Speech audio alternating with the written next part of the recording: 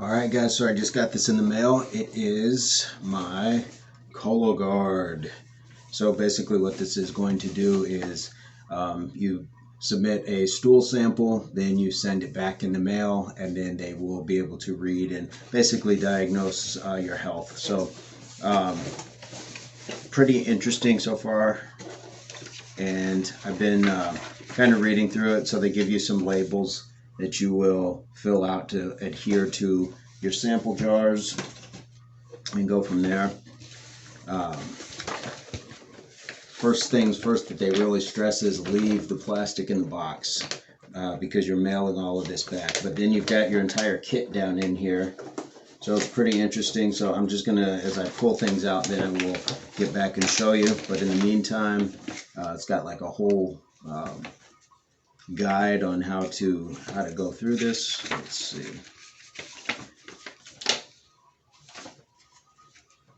One thing that they note is if you have a history of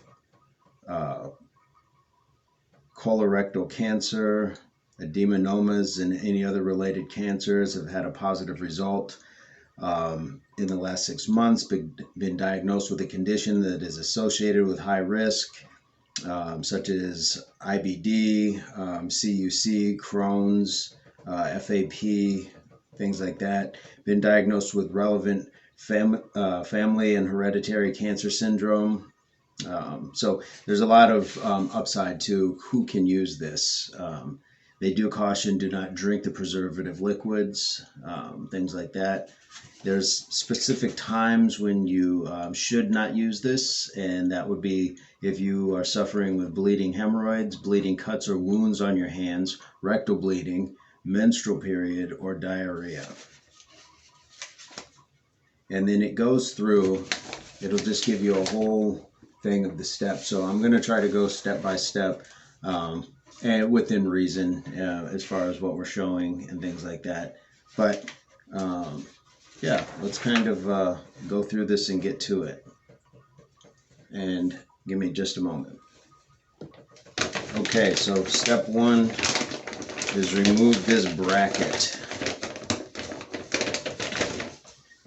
from the box. And what this is going to do is place under your toilet seat. Let me see what I have next. And you're actually going to lift both lids and then lay it across. And this is your sample container. It says that your stool sample should be no bigger than this container. So yeah, you might be really putting out some volume if it is, but that's a lot. So I think we're good. Let's see. So I'm going to leave my sample thing open here, set it over here, and get kind of everything set up. And let me pause. So it goes right under there. For me, it wasn't too much of a hassle, but this knob, or this is hitting like the handle on my bidet, electric bidet. Definitely recommend one, or water bidet, or whatever you call it. But anyway, so this is what it looks like. Then I'll set this container, whoops, somehow down into there, and then I should be ready to rock and roll.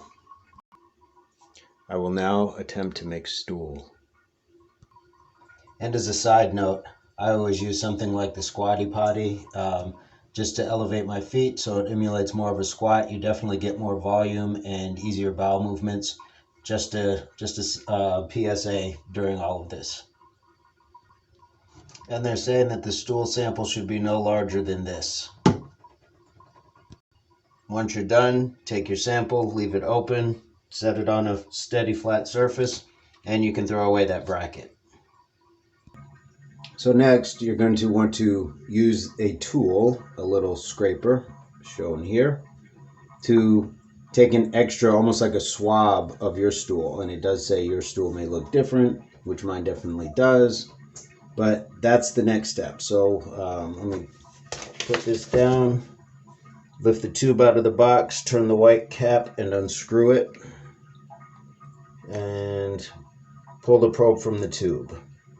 Then Scrape the surface of your stool sample until the end of the probe has stool on it. Your stool sample may look different from the stool sample pictured. You'll only need to cover the grooves. Sorry, I've been holding it away. You only need to cover the grooves on the probe with stool. Do not fill the tube with stool. Do not fill the tube with stool. Place the probe back into the open end of the tube. Turn the cap to close. Set the tube aside. Do not place the tube into the stool container. So let's get to this part. I'll save you the gory details. Okay, got that taken care of. And now the stool sample must have the preservative poured into it to make sure the lab can test it. Then the container must be closed tightly for return. Turn to open. Use all the liquid. Lift the bottle of the liquid out of the preservative box. Hold the bottle and turn the cap to unscrew it. Caution, do not drink the liquid. Do not drink the liquid. If the liquid from the bottle touches your skin or eyes, wash with water. Pour all the liquid in the bottle into the container with the stool. The empty bottle and cap can be recycled or thrown into the trash. So I'll pour this while we're waiting or while you guys are here. And we have preserved stool. So let me get this cap back on. And I will lock this down. And the one thing that they said in the manual is to make sure that seal does not have like a crack in it. That close to turn tight. Hold sample on a hard flat surface. Place the lid on top of the container. Make sure the lid is straight so it will close tightly. Turn the lid to tighten until it does not tighten anymore. Note, if the lid is not on correctly, liquid could leak out of the container. So they give you a good idea of what right and wrong will look like. Let me pause to make sure that I got this right. On my particular kit, on the top, there is a label when it's addressed to you. And if it has a green strip at the bottom, then you'll be able to see where you pull it and then you'll lift it. And then what you have is the return address. So to that point, it makes it extremely easy. And I think that each kit is a little bit different. So just make sure that you follow these instructions very simply. And again, it's extremely easy. So guys, again, I hope this helps and we'll keep moving on. Okay, guys, so we are on to step 6, but let's just give a breakdown of where we've been at. Well, I think we can skip the breakdown. We opened the box, basically set up our toilet with the sample bucket inside the bracket that would allow you to put your sample inside of there. Once you take that, you would take the scraper and go ahead and scrape an extra sample, place it back into the tube, and then also put in the preservative, the liquid. So now what we're on to is the label card. And so this is where you're going to enter your name, your information, and then you're going to put one on each of your sample containers. And that way, this thing's bigger than I thought. That way I can send it off and they will be able to identify me and my sample and all that good stuff. So let me write that in and then see if there's anything else before we move it back on.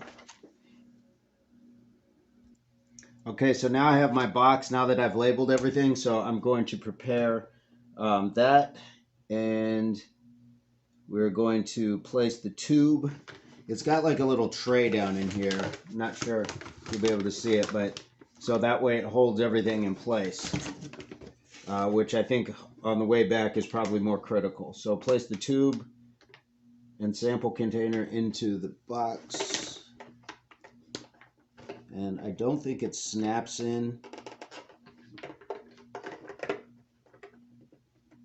Yeah, it doesn't feel like that tube snaps in place, and I'm not going to keep pressing it. I don't want to have a catastrophe. So we'll go ahead and get this guy in here. And it's a very easy setup. Fold the bag and push extra air out of the bag. Too much air in the bag will make it hard to close the box. Slide the zipper across the top of the bag and close the seal of the bag. Fold the bag until it fits in the box. Fold the smaller flaps over the top. Fold the long flaps over the two smaller flaps. And then let's see. Peel the paper backing off of the tape on the box lid. This is my first snag. It's not coming off all that easy. Matter of fact, it's coming off weirdly. It's almost like it's coming, like the whole thing is coming off. Okay, the other side seemed to work a little better. Cool. We're in business. And that should seal your box shut. So now, I think that's all I got. So guys, this was a pretty simple step. And then the one thing that you will be able to do is I think you can call, I'm not sure if it's a number or if it's a website, how that works, but for UPS to come and pick up. So it's all a pretty cool process and very easy to use. So hopefully for anybody using Cologuard, this helps. And for anyone else, it's just a reminder that health is important. So get your checkups, utilize what you can through your doctor. Processes like this that actually are more simple. You don't have to go to the doctor. You don't have to wait. So if you think that something's wrong, see if you can contact your doctor and have them contact you about Cologuard. This is not like any sort of paid promotion. I'm not a paid actor, nothing like that. I just really want to promote the best for everybody. So guys, have a fantastic day, and hopefully this walkthrough of this product helps. I can't necessarily give it a review, but all in all, it's been a very simple process. So hopefully you've seen that as well. Peace, love, unity, solidarity.